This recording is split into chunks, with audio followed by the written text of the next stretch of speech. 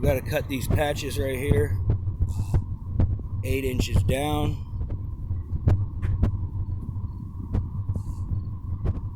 With this saw right here, which is a husqvarna. This is Rudy's saw. My saw is littler than this.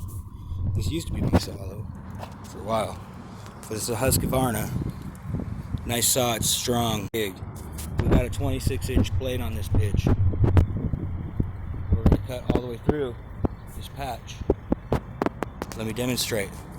Usually if you're making a new cut, you would go 3 inches down and then make your straight line and then come back and go the full depth. But right here, we're just gonna go the full depth because it's on a joint and we can. So here we go. You